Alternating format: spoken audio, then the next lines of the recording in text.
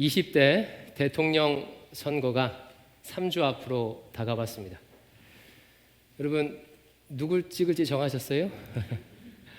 정치 문제는 종교 문제와 더불어 대화의 자리에서 꺼내서는 안 될 대표적인 주제죠.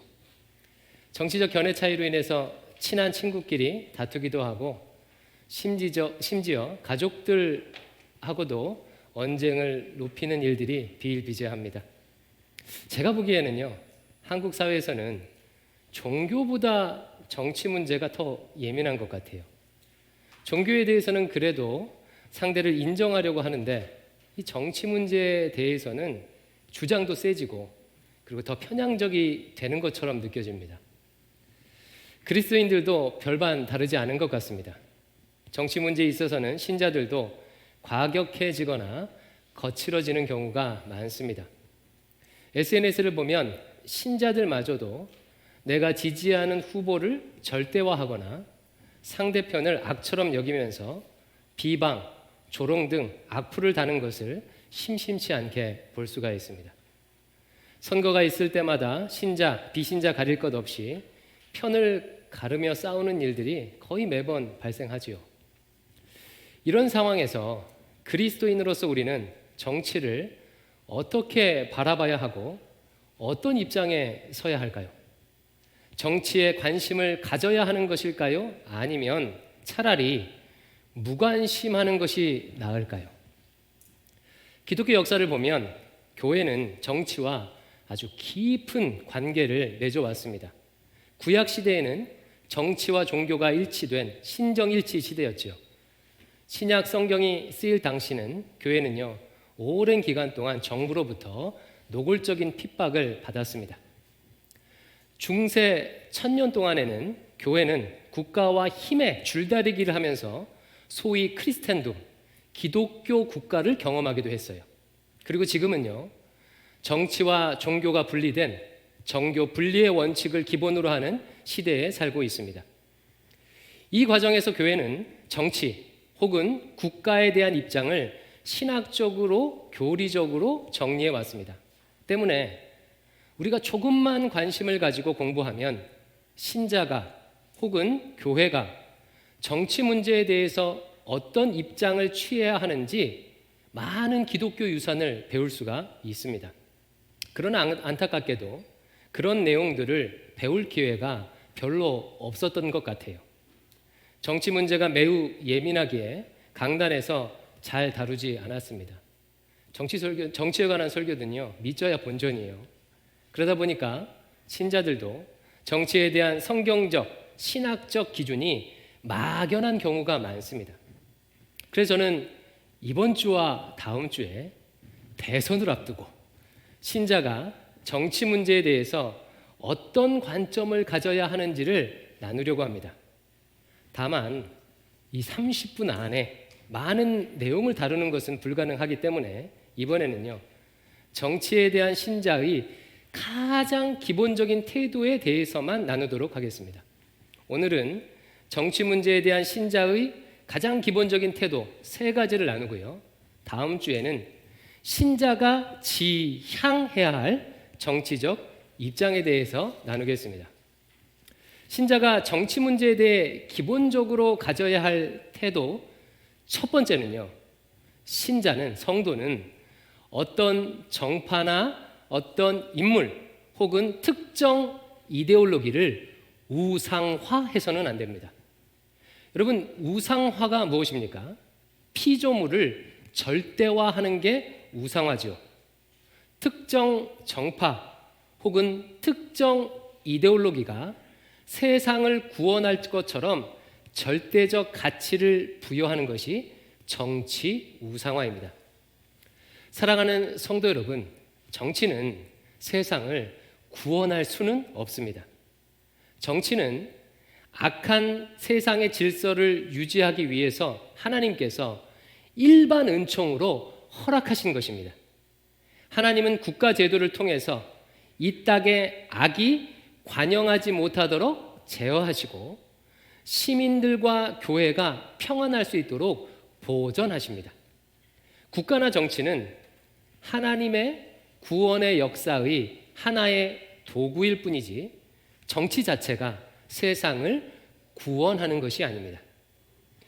그러나 교회 역사를 보면요, 특정 정파나 특정 이데올로기를 혹은 특정 인물을 절대화하는 일들이 끊임없이 있었습니다. 이런 절대화는 주로 하나님의 이름을 빌려서 자행되었어요. 특정 정파, 특정 사람을 하나님께서 세우셨기에 절대적이라고 주장하는 방식입니다. 이것을 위해 자주 인용되었던 성경 구절이 로마서 13장 1절인데요. 같이 한번 읽어보겠습니다. 시작. 각 사람은 위에 있는 권세들에게 복종하라. 권세는 하나님께로부터 나지 않음이 없나니 모든 권세는 다 하나님께서 정하신 바라. 여기서 말하는 위에 있는 권세란 국가 권세를 지칭합니다.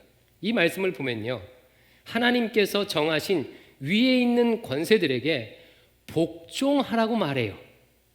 근데 한번 잘 생각해 보십시오. 이 말씀은 특정한 인물에게 신적인 권위를 부여하는 말씀이겠습니까? 아니면 하나님께서 정하신 위에 있는 권세, 즉 국가 권세의 권위를 부여하는 말입니까? 특정 인물이나 특정 이데올로기가 아니에요. 국가 권세 자체의 권위를 부여하는 말씀입니다. 쉬운 예를 들면 이와 같은 거예요. 자, 여러분, 하나님께서 교회에 세우신 권위자들인 목사님이나 장로님에게 순종해야 합니까? 예, 1부 때도 대답이 별로 없더라고요. 순종해야 되죠. 다들 세례받을 때 교회의 7위에 순종하겠다고 서약을 하셨잖아요. 교회의 7위를 담당하는 사람들이 목사님과 장로님들입니다. 따라서 하나님께서 세우신 목사나 장로를 존중하고 순종해야 합니다. 하지만 그렇다고 해서 특정한 인물, 예를 들면 박영모 목사에게 절대적 권위가 있는 것은 아니에요. 꼭 박영모여야만 하는 게 아니라는 뜻이에요. 여러분, 이 차이를 아시겠죠? 목사님께 순종하는 것은 맞지만 그 목사가 다른 사람은 절대 안 되고 꼭 박영모 목사여만 하는 것은 아니라는 말입니다. 따라서 박영모 목사가 부정할 때는 바꿀 수도 있는 것입니다. 그런데 교회가 이런 분별력을 잃어버리고 특정한 인물이나 특정 이데올로기를 절대화하는 경우가 많았다는 거예요. 가장 끔찍한 예가 세계 2차 대전을 일으켰던 나치 독일의 경우입니다. 당시 독일 교회는 하나님의 이름으로 범게르만 민족주의를 절대화하였고 나치당의 이념을 절대화하였고 히틀러를 절대화했습니다. 그 결과 세계 2차 세계대전을 일으켜서 수백만 명을 죽이는 인종 청소를 자행했죠. 그것도 하나님의 이름으로요. 여러분, 국가 제도를 존중하고 그 제도에 순종해야 하지만 어떤 특정 정치 제도가 절대적인 권위가 있는 것은 아닙니다. 지금 우리는 자유주의 시장 경제 체제가 지배적인 사회에 살고 있죠. 그러면 자유주의 시장 경제 체제는 절대적인 권위를 가진 제도일까요? 그렇지 않다는 거예요. 자유주의는 정부의 간섭을 최소화하고 개인의 능력, 개인의 선택, 개인의 자유를 존중하려고 하는 사상입니다. 그래서 경제 질서에 있어서도 정부의 간섭을 최소화하고 시장의 자율에 맡기자는 의견이 강해요. 이것은 매우 유익한 제도이며 현대 많은 국가들이 취하고 있는 지배적인 질서입니다. 하지만 역사를 통해서 자유주의 이데올로기도 한계가 있음이 분명히 드러났죠. 대표적인 예가 2007년도 모기지 사태입니다. 당시 금융사들은 실적을 위해서 사람들에게 엄청난 대출을 해줬어요. 정부도 금융규제를 대폭 풀어서 빚을 지도록 자유롭게 놔두었습니다. 사람들은 그 틈을 이용해서 감당할 수 없는 빚을 지고 집을 샀습니다. 10%의 돈만 있어도 나머지 90%는 은행에서 대출을 받아 빚을 지고 집을 구입할 수가 있었어요. 많은 사람들이 그 집에 살지도 않을 거면서 빚내서 집을 몇 채씩 구입했습니다. 투자라는 이름을 붙였지만 실상은 아주 작은 노력으로 빨리 엄청난 소득을 얻으려는 인간의 탐욕의 발현이었습니다. 결국 부동산 폭락으로 연쇄도산했죠. 자유주의의 한계는 분명했어요. 타락한 인간의 본성을 자유라는 이름으로 제한 없이 놔두게 되니까 엄청난 대가를 치른 것입니다. 시장 경제도 마찬가지예요. 시장 경제는 역사적으로 가장 유용한 경제 제도이지만 그 한계도 분명합니다. 현재의 시장 경제는 소비로 돌아가는 구조이죠. 소비가 미덕입니다. 소비가 없으면 기업도 또 공장도 멈추게 됩니다. 때문에 정부는 소비를 촉진시키기 위해서 돈을 풀거나 금리를 낮추는 등 여러 가지 방법을 동원해요. 기업도 더 많은 물건을 팔기 위해서 좀 더 싼 가격에 양질의 제품을 공급하려고 노력합니다. 이에 반응해서 소비자들도 새로운 물건을 아주 쉽게 구입하고 쉽게 바꿔요. 요즘은 핸드폰이 있어서요. 얼마나 물건 사기 쉬운지 모릅니다. 이 소비 지향성은 기업과 가게의 수입을 증가시키고 일자리를 창출한다는 유익을 주지만 한편으로는 끔찍한 결과들도 만들어내고 있죠. 대표적인 것이 환경 파괴입니다. 끊임없는 소비를 위해서 끊임없이 공장을 돌려야 하고 화석연료를 써야 하고 자연이 감당할 수 없는 온갖 오염물질을 배출하고 있습니다. 제가 사진 한 장을 보여드릴게요. 한번 띄워주십시오. 이 사진은 방글라데시의 오염된 강이에요. 일부분이 아니라 방글라데시 강의 상당 부분이 이렇게 오염됐대요. 세계의 옷 공장들이 인건비가 싼 방글라데시로 모였고 싼 값에 옷을 만드느라 방글라데시의 강이 이렇게 오염되었습니다. 우리가 쉽게 싸게 소비한 옷들이 환경을 파괴하고 있는 거예요. 이처럼 이 세상에 존재하는 제도나 이념은 장점도 있지만 그 한계도 분명한 유한한 것들입니다. 그러니 사랑하는 성도 여러분, 특정 정파나 이데올로기를 절대화해서는 안 됩니다. 정치 뉴스나 정치 정보를 하루 종일 듣거나 틀어놓고 있지 마십시오. 아시다시피 언론도 그렇고 유튜버도 그렇고 자기 입장을 말하는 것이지 중립적일 수 없습니다. 계속해서 특정한 관점만을 지속적으로 듣고 보다 보면 우리의 정신과 생각도 그쪽으로 편향되게 되어 있어요. 나도 모르게 하나님의 시선이 아니라 특정 정파의 시선으로 세상을 보고 해석하게 됩니다. 그렇게 되면요, 나와 하나님 사이에 정치 우상이 껴있게 되어서요, 하나님과의 관계가 멀어지게 됩니다. 이게 첫 번째예요. 정치를 우상화하지 말라. 두 번째로는요, 신자가 정치에 대해서 가져야 할 기본적인 두 번째 태도는 정치에 관심을 가지고 참여해야 한다는 거예요. 이것은 첫 번째 원리와 반대지요. 첫 번째는 정치 과잉에 대한 경계였다면 이 두 번째 원리는 정치 무관심에 대한 경계예요. 정치가 복잡하고 판단이 어렵고 또 너무 지저분하게 싸우다 보니까 아예 정치에 대해서 관심을 갖지 않는 경우도 많습니다. 아니, 관심을 갖지 않는 것이 신앙적이라고 생각하는 분들이 있어요. 그러나 정치는 다음에 두 가지 점에서 우리가 관심을 가져야 하는 중요한 영역이에요. 첫 번째로 정치는 하나님의 주권이 실현되어야 하는 영역 중 하나입니다. 우리 주님께서는 하나님 나라를 이루기 위해 이 땅에 오셨지요. 누가복음 4장 43절을 함께 읽어보겠습니다. 시작.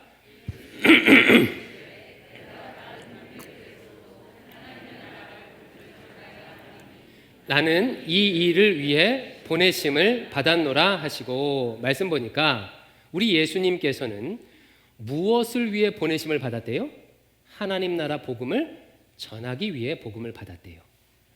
따라서 우리의 사명도 이 예수님의 사명과 같아요.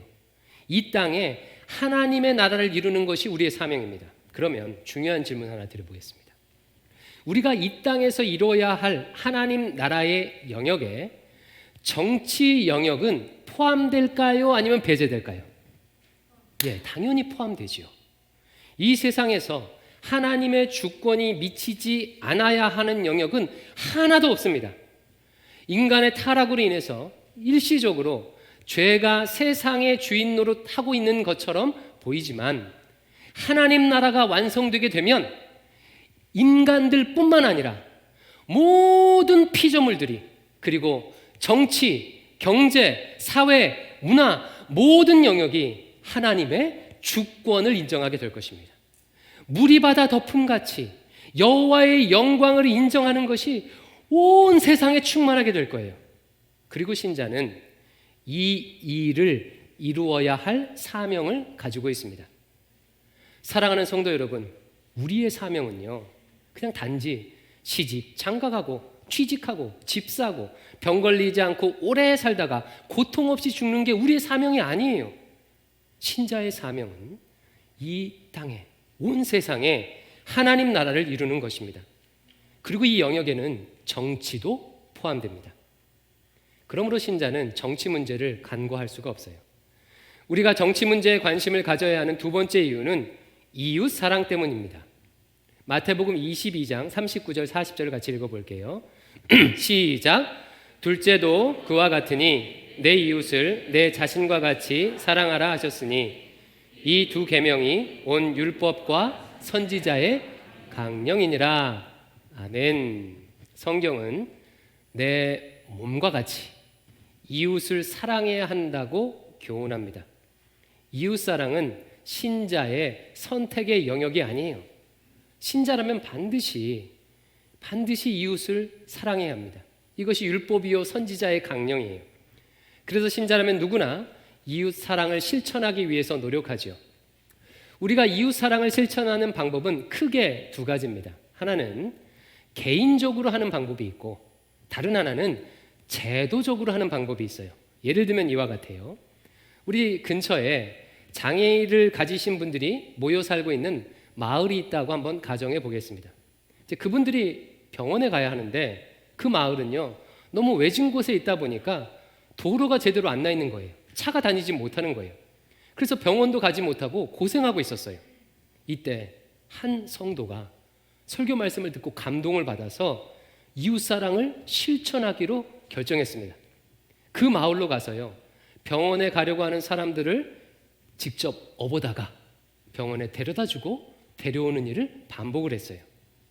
여러분, 엄청난 헌신이죠. 정말 귀감이 되는 모습입니다. 이렇게 개인적으로 이웃사랑을 실천할 수가 있습니다. 하지만 개인적으로 업어서 사람을 실어 나르는 방법에는 한계가 있겠지요. 한 번에 한 명밖에 안 돼요. 섬기는 사람이요, 너무너무 힘들게 됩니다. 그렇다면 어떻게 해야 더 효과적으로 그 마을 사람들을 도울 수가 있을까요? 그 마을까지 차가 다닐 수 있도록 길을 내는 거예요. 그리고 병원까지 정기적으로 운행하는 그런 운송 시스템을 만들면 되겠죠. 바로 이 시스템을 만드는 일을 하는 영역이 정치입니다. 입법부는 법을 만들고 예산을 편성하고, 행정부는 그 법과 예산을 집행하죠. 사법부는 그 법을 잘 지켰는지 판단합니다. 따라서 정치가 잘 작동해서 그 마을을 위한 효과적인 시스템이 만들어지게 되면 일개 개인이 줄 수 없는 큰 유익을 그 마을 사람들에게 줄 수 있는 거예요. 그러므로 이웃사랑을 실천하려는 신자는 정치 문제를 결코 간과할 수가 없습니다. 사회적 취약계층이나 위기 청소년을 돕고자 한다면 개인적으로 헌금을 하고 봉사하는 것도 필요하지만 그분들을 위한 시스템을 만드는 일도 반드시 필요하겠죠. 안전 사각지대에서 일하다가 사고를 당한 노동자들을 돕고자 한다면 병문안도 하고 위로하는 것도 필요하겠지만, 기업들이 노동자의 안전에 신경을 쓰도록 하는 입법도 필요합니다. 가정폭력으로 어려움을 겪고 있는 아이들을 돕고자 한다면 개인적으로 상담도 해주고 또 함께 있어주는 것도 필요하지만, 가정폭력을 신고, 관리, 감독하고 피해자를 보호할 수 있는 시스템이 만들어져야 해요. 그렇다면 우리는 어떻게 이 제도를 만드는 일에 참여할 수가 있을까요? 만약 내가 정치인이라면 내가 속한 정당에서 이 입법 활동을 하면 되겠지요. 법을 제안하고 제도를 개선하면 됩니다. 하지만 대부분은 정치가가 아니잖아요. 그리고 또 대부분은 먹기 살기도 바쁩니다. 이렇게 생활하기도 바쁜 일반인들이 제도 개선에 적극적으로 나서는 것은 여간 어렵지가 않아요. 시위를 하거나 캠페인을 하거나 압력단체를 만드는 것도 일반 시민들은요, 엄두를 못 낼 일이죠. 그렇다면 우리 같은 일반 성도들이 할 수 있는, 이 제도 개선을 위해 할 수 있는 방법은 무엇일까요? 가장 기본적인 방법 두 가지가 있습니다. 첫 번째는 뭐냐면 기도입니다. 디모데전서 2장 1절과 2절을 같이 한번 읽어보겠습니다. 디모데전서 2장 1절 2절 시작. 그러므로 내가 첫째로 권하노니 모든 사람을 위하여 간구와 기도와 도고와 감사를 하되 임금들과 높은 지위에 있는 모든 사람을 위하여 하라. 이는 우리가 모든 경건과 단정함으로 교요하고 평안한 생활을 하려 함이라. 아멘. 말씀 보니까 평안한 삶을 살기 위해서 위정자들을 위해, 정치가들을 위해 기도하라고 권면하고 있습니다. 즉, 기도하는 것이 가장 기본적인 방법이에요.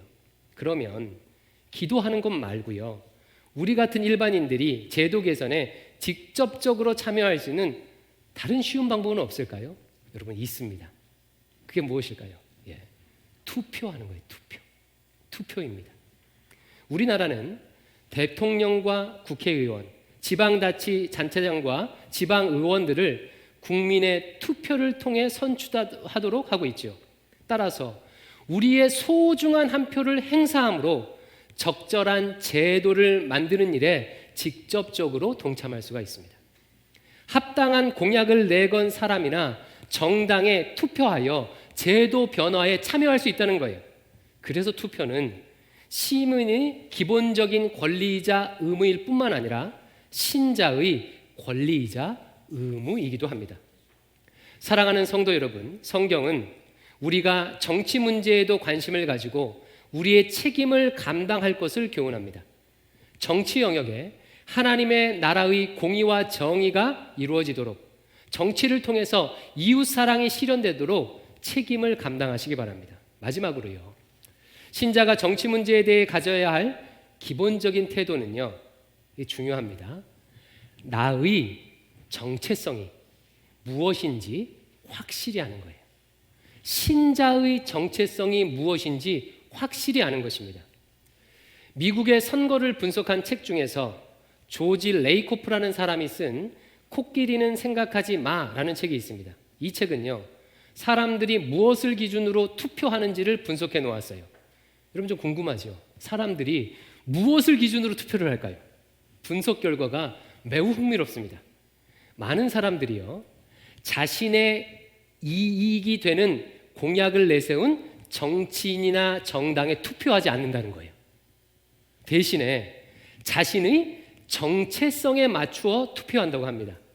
예를 들면요, 가난한 분들에게는 복지 정책의 확대가 이익이 되겠죠. 그런데 미국의 가난한 백인들이 복지 확대를 약속하는 정당이 아니라 그 반대의 당에 투표했다는 것입니다. 그 이유가 자신들의 정체성 때문이라는 거예요. 여러분, 정체성은 어떻게 형성이 되지요? 정체성에 가장 큰 영향을 미치는 것은 무엇보다 부모입니다. 부모의 성향이나 가르침이 정체성 형성을 좌우하죠. 또한 내가 자라난 지역, 나의 출신 학교, 내가 가까이 지내는 사람들을 통해 정체성이 형성돼요. 그런데 이렇게 형성된 나의 정체성을 어떤 정당이나 어떤 이데올로기와 일치시키게 되면 그때부터 그 정당이나 그 이데올로기는 내 편이 됩니다. 그리고 반면에 내가 지지하지 않는 정당이나 이데올로기는 상대편, 반대편 혹은 적이 되는 것입니다. 그리고 이렇게 내 편과 상대편이 구분되면 그때부터는요, 정치 문제에 있어서 이성적이고 합리적인 판단은 불가능해집니다. 공약이 중요하지 않게 돼요. 내 편이냐 아니냐가 중요해집니다. 인간은 옳은 말을 듣는 존재가 아니고 내가 좋아하는 사람의 말을 듣는 존재예요.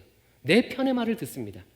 어차피 공약도 내 편이 말한 방식으로만 생각하기 때문에 공약은 중요하지가 않아요.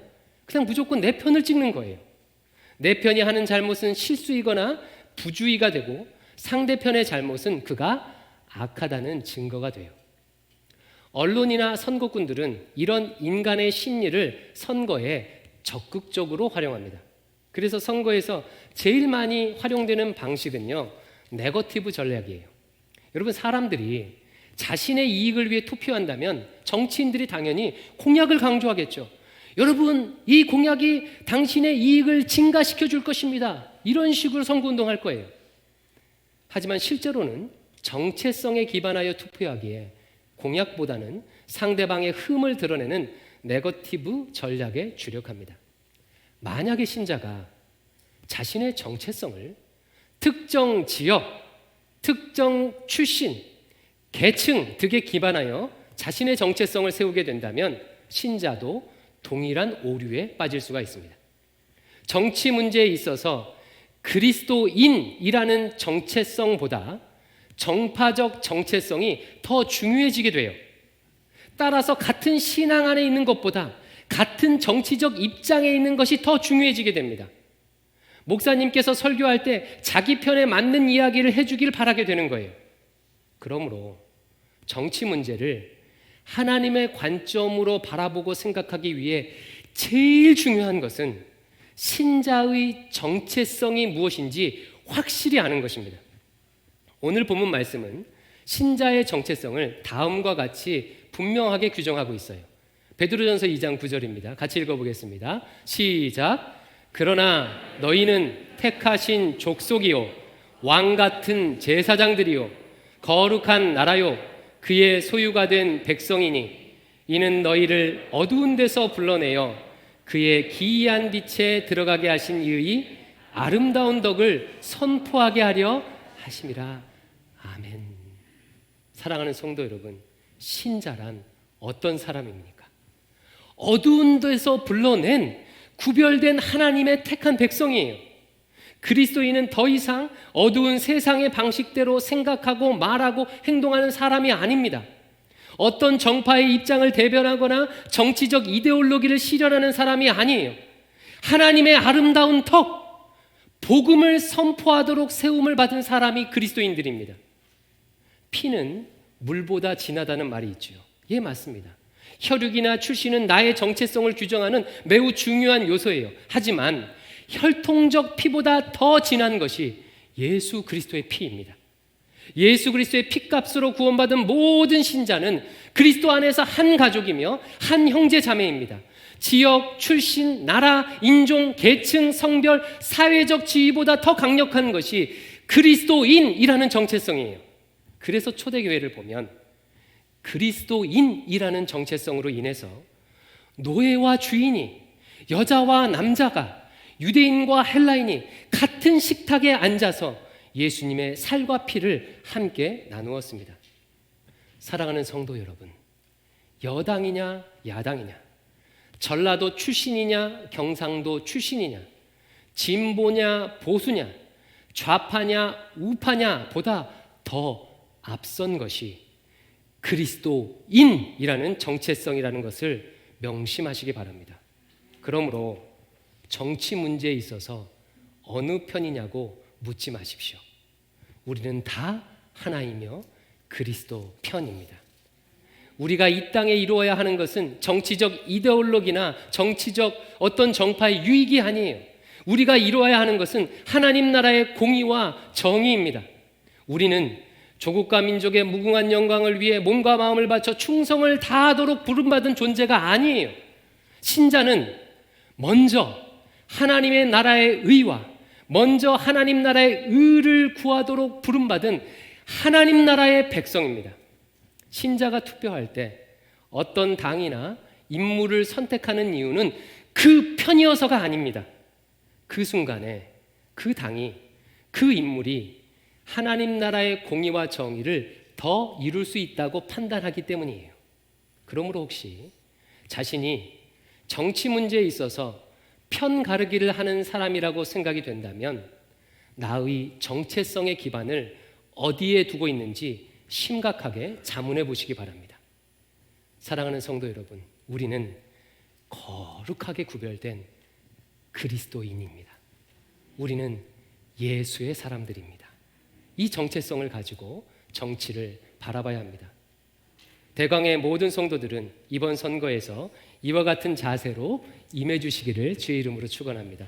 우리 이 마음을 담아서요, 물이 바다 덮음같이라는 찬양을 하겠습니다. 하나님의 영광이 이 대한민국 땅에 온 세상에 가득하길 소망하며 이 찬양 올려드리겠습니다.